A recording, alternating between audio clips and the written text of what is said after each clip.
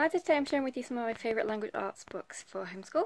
So the first one is Osborne Lift the Flap, Grammar and Punctuation. I love the Osborne Lift the Flap books. That'll be no surprise to you if you're a regular to my channel.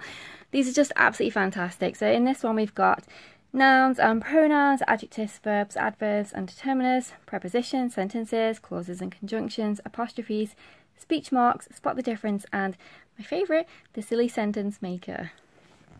So they're all sturdy, strong flaps, as always with Osborne books, and it's just so interactive and informative, and it's perfect for your language arts curriculum add-on. So I'll just give you a flip through. So I, you, he, she, it, hit the ball. Prepositions, they raced over, they cart looped around, they went up. I mean, that is so amazing for a child to remember. Prepositions, it's just the perfect presentation of a skill that can be quite tricky for little ones. Sentences, clauses and conjunctions, and we're using moles and squirrels, which I just think is fantastic. And apostrophes, speech marks. And this is one of my favourites, the silly sentence maker. I love it when something is presented for children to make it their own. And that's one of the reasons why I love, which is not a language arts book necessarily, but the You Choose book series, which I would happily put into this one. Because it's all very much centred on, it's all picture based, a little bit of text, not much, and it's all them choosing certain elements of the book.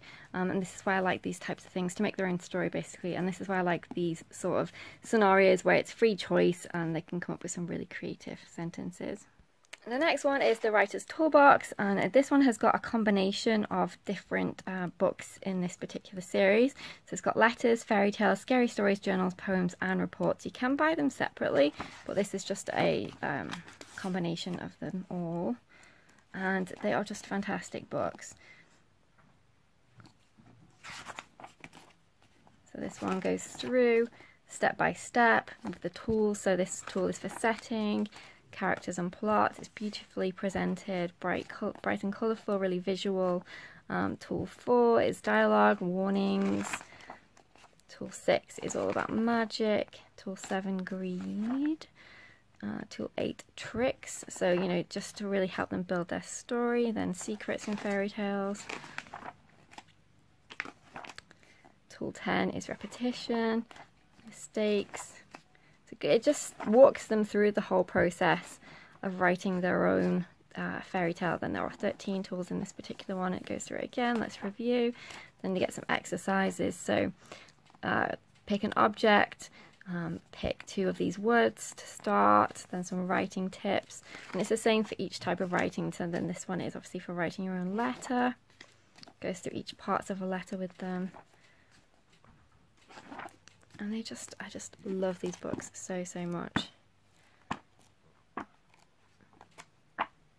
The next one is the Osborne Junior Illustrated Grammar and Punctuation. These are fantastic reference guides. So you can just read it from cover to cover if you wanted to, or you can just, which is what we tend to do, if we're doing a specific skill, we'll look it up and reference it that way. These are just great to have, and I think this spans a wide range of ages as well. So here we go. So it's giving you an example sentences, rules, word lists, panels that contain advice on tricky words and that cross references to, can test your knowledge and improve your writing. So I really like this one. This is one of my daughter's all-time favourites in language arts, and it's Adventures in Cartooning.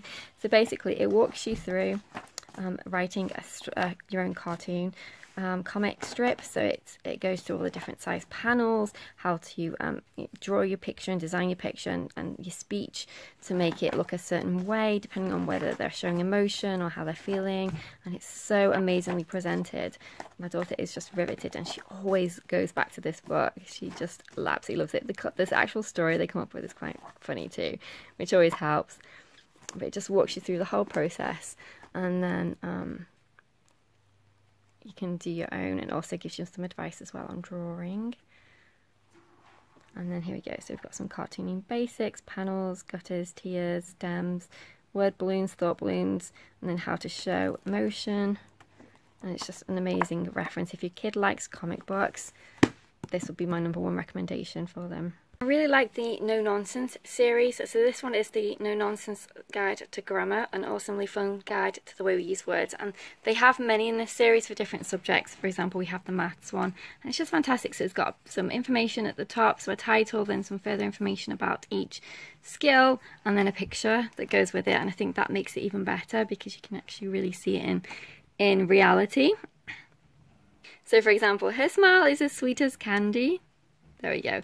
Because I think sometimes younger ones struggle with metaphors and things, but when it actually is presented this way, it makes it a lot easier to understand. Because when they're younger, you give them a metaphor, they often, the response is, but how is that possible? That doesn't make any sense, because some kids are very black and white when they're younger, which I always think is fascinating. And then as they get older, it just kind of clicks. But these are fantastic books. I really, really like them. And it covers most skills in grammar. Deviate from our books for some puppy goodness. My dog is just barking because you can hear a dog outside. So I just had to come and calm her down, but there we go. There are new puppies. Precious. We've got Ariel, Lexi, Noah and Luca, and they are 4 days old today. By the way, if you love dogs or puppies, then I do have a new channel, the Cavalier Squad. I'll leave it linked in the description below. I'll be sharing these little ones' journey to adulthood, our new babies, and all the adventures we all get up to with them. Okay, the next one is the DK Visual Guide to Grammar and Punctuation, a first reference for young writers and readers. Again, this is another fantastic one. It's got some really difficult concepts in here, but the way it's presented, it just makes it so much easier for children to understand and to work with. And with it being visual as well, that will really help those visual learners. But it's just a fantastic edition. And again, here's our content. So we've got parts of speech, sentences, phrases and clauses, and punctuation. Dictionary is paramount, especially when they're advancing in language arts, and I really like this DK Merriam-Webster's Children's Dictionary. It's got 3,000 photographs and illustrations, and that is important because kids do really still appreciate that at this age. My daughter is 8, and if you give her a dictionary without pictures, you know, she can find what she needs to, but there's just no enjoyment in there. The whole thing is sucked out of it. And you'll find as well that by looking at the pictures, they actually think about things that they weren't necessarily looking for, which is always helpful, and look up what that actually means too. So I really recommend this one. It's very easy to use, and it's great for teaching dictionary skills at a more, I say, advanced stage, because obviously this is not your beginner dictionary, but it's just absolutely fantastic. And I love the fact that they always have little reference points in as well, so you've got maps as well in them, which are always helpful to have. So that's one of my favourites. Okay, my next favourites are the collection of write or draw your own books from Usborne. So this one is the comic series. I really, really like this one. It gives you stickers at the back, it's got quick links, and then it's got panels on here. I'm just making sure not to show any that she's already done. It's got panels on there, it's got little examples for them to do. It's just a fantastic reference. This one is the Write Your Own Storybook by Usborne. This is my second one, so I can actually show you inside this one a bit more. So here's your table of contents for this one. So we've got story writing sections with all kinds of different prompts in here. So getting started, every picture tells a story, creating a fairy tale, comic strip, time travel, animal adventure, and then we've got some toolkits here talking about location, heroes, so characters, plot, different ways to present, so short stories, and then it gives you an information on how to use the book. And I'm just going to give you a quick flip through, so then you can actually make your own contents pages as well. So story mountain, so beginning, build up, problem, resolution, end. I really like the mountain method as well, actually. Making up characters. So talking about genre, so fantasy, real world, journaling. It's just a fantastic resource. There is a first version as well, so if your children are younger, there is a first version too. I'd say this is more 4th grade and up, but my first story writing book, I'd say, is 3rd and below. I mean, a 3rd grader could do this absolutely fine, but I think a 3rd grader will probably get a bit more out of my first one. But this one, I'd say 4th grade and up would really, really appreciate it. The Usborne Creative Writing Book. Again, this is another fantastic one.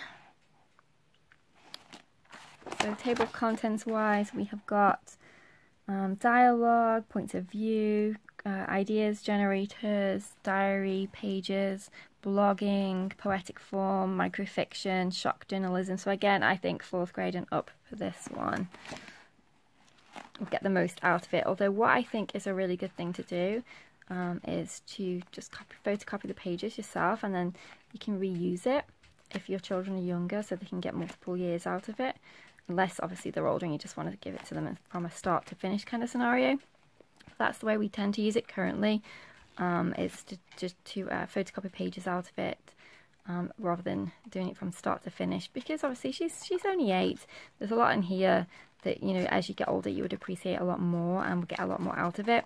So I don't want to write in it and then, you know, we can't reuse it.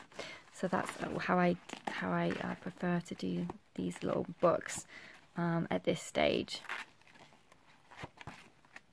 How I prefer to use them, I should say. And then the poems one.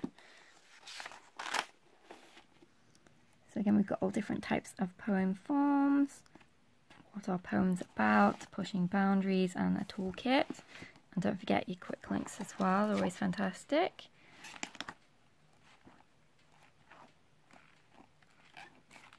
Just an amazing resource. So those are some of my favourites. I have bought some new ones for this year, but again, as in all the previous videos, I've done science, geography, history and art. I only review and share with you what we've used, but once I've used all the new books that we bought this year, I'll happily do this video again next year and add any new ones on, because we do have several new ones for language arts this year that I'm really excited to use, but until I've used them I can't give you my honest opinion. I can tell you that we're very excited to use them and I think they're going to be great, but I can't obviously, without using them, confirm.